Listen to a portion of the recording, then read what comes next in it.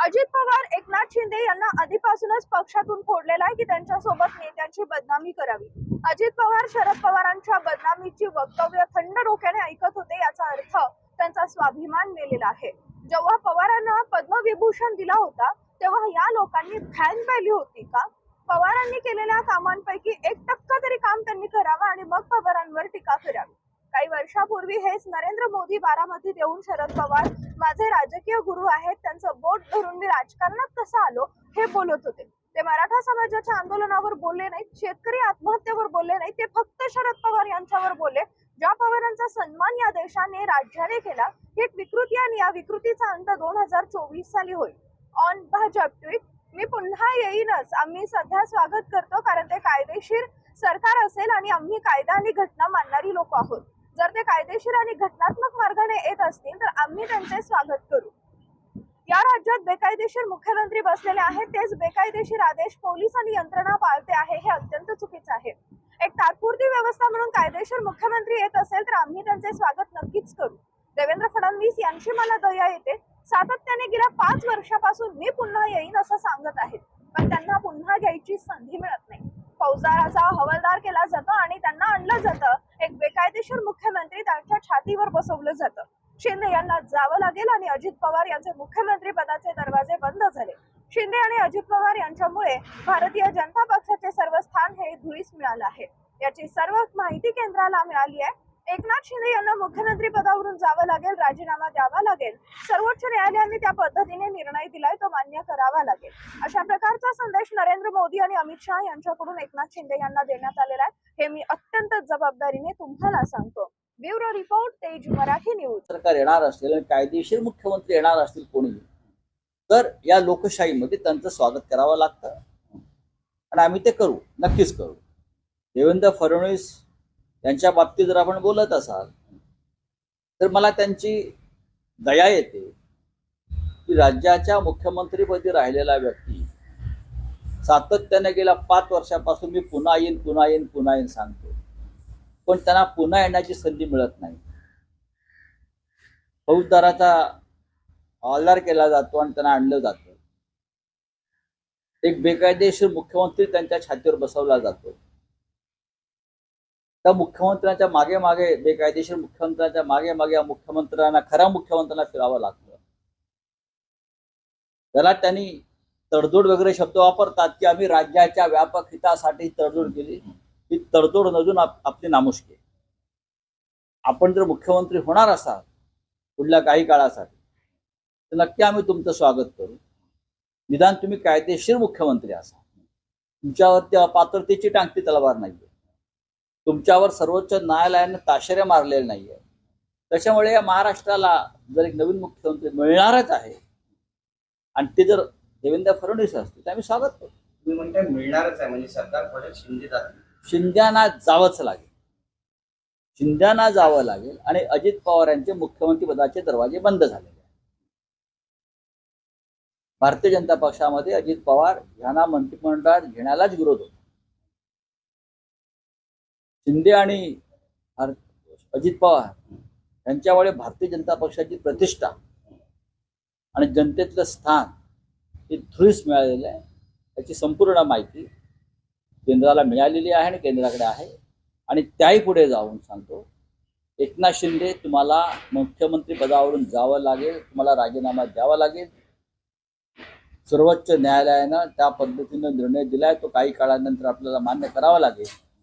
अशा प्रकारचा संदेश हा नरेंद्र मोदींकडून आणि अमित शहाकडून एकनाथ शिंदे यांना देण्यात आलेला आहे, हे मी आत्ता तुम्हाला अत्यंत जबाबदारीने बोलतो। त्याच्यामुळे त्यांना जावं लागेल। ज्या पवार साहेबांचा सन्मान या देशानं केला, राज्याने केला आणि जनतेने केला, ही एक विकृती आहे, त्याला विकृती म्हणतात आणि त्या विकृतीचा अंत हा 2024 साली होईल। प्रधानमंत्री ने शरद पवार के बारे में कहा कि कृषि मंत्री रहते हुए उन्होंने कुछ काम नहीं किया, तो क्या मोदी जी ने क्या किया है? पवार साहब 10 साल इस देश के कृषि मंत्री रहे, जब वो कृषि मंत्री नहीं थे तब भी किसानों के लिए हमेशा आवाज उठाते रहे, बोलते रहे।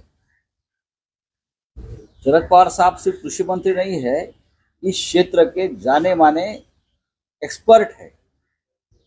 उनको स्वामीनाथन साहब भी मानते थे, उसको श्री सुब्रमण्यम साहब थे वो मानते थे। इस राज्य में और देश में कृषि क्रांति का बहुत बड़ा योगदान जो है वो पवार साहब को जाता है। पवार साहब 10 साल कृषि मंत्री रहे। मोदी जी की सरकार में 10 साल में कितने कृषि मंत्री बदले, आप बताइए। आपके कृषि मंत्री को अपने विधानसभा में चुनाव में खड़ा कर दिया नरेंद्र सिंह तोमर। क्या आपकी गंभीरता है कृषि क्षेत्र के बारे में? यही कृषि मंत्री शरद पवार जी को आपने पद्म विभूषण, ये सर्वोच्च नागरिक सम्मान दिया है, सिविल अवार्ड दिया है, ये भूल गए आप? और इसलिए दिया है कि कृषि क्षेत्र में उनका योगदान सबसे बड़ा है, सामाजिक क्षेत्र में उनका योगदान बड़ा है। शरद पवार साहब ने साहित्य, कल्चर, कृषि, सोशल सर्विसेज, एजुकेशन, ये सभी क्षेत्र में अपने ताकत पर काम किया है, सरकार की मदद से नहीं। आपकी सरकार होते हुए भी आपने कितनी संस्थाओं को खड़ा किया और चालू किया है, बताइए आप। पीएम केयर फंड बनाना ये कोई सामाजिक कार्य नहीं है, लेकिन मेरी जानकारी है पवार साहब की जो ट्रस्ट है उसमें से आज भी हजारों स्टूडेंट्स को मदद मिलती है। शिक्षा के बारे में, जीने के बारे में, बहुत से हजारों अनाथ फैमिली, चाहे वो भूकंप में या चाहे प्रलय में निराधार होते हैं, ऐसे बहुत से बच्चों को, सैकड़ों बच्चों को उनके ट्रस्ट के माध्यम से नया योगदान दिया जाता है। आपने क्या किया? आपने कुछ किया? आप यही बोल रहे थे ना कल तक, पवार साहब मेरे गुरु है, उनकी उंगली पकड़कर मैं राजनीति में आया हूँ। जब मैं गुजरात का मुख्यमंत्री था तो कृषि मंत्री शरद पवार साहब ने मुझे बहुत मदद किया है गुजरात के विकास के लिए। ये आपके बयान है। आपको क्या भूलने की बीमारी हो गई है क्या?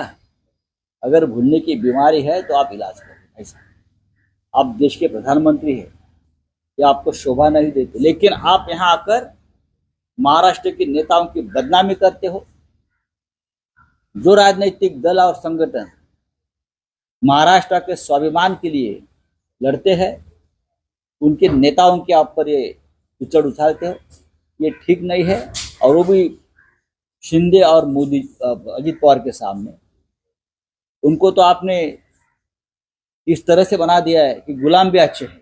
सर, आपने कहा अजित पवार के सामने इस तरह से कहा, शरद पवार की बुराई। अजित पवार ने मन से उठकर जाना चाहिए था। बाला साहब ठाकरे के बारे में वो बोल सकते हैं, बोल सकते हैं। आज शरद पवार साहब के बारे में बात की है और कल एक बाला साहब ठाकरे जी के बारे में इस प्रकार की बात करेंगे। आप देख लीजिए, उनको किसी के बारे में, उनके मन में रिस्पेक्ट नहीं, आदर नहीं है। ना अटल जी के बारे में है, ना अडवाणी जी के बारे में है। बस जब काम होता है तो मतलब निकाल लेते हैं। तो मराठा रिजर्वेशन पे नहीं बोले। मराठा रिजर्वेशन की बात है। इतना बड़ा महाराष्ट्र में आंदोलन चल रहा है, मोदी जी की सभा को विरोध किया वहां की शिरडी के गांव के लोगों ने। आप उनके ऊपर बात नहीं कर सकते, लेकिन आप शरद पवार के ऊपर बात करें।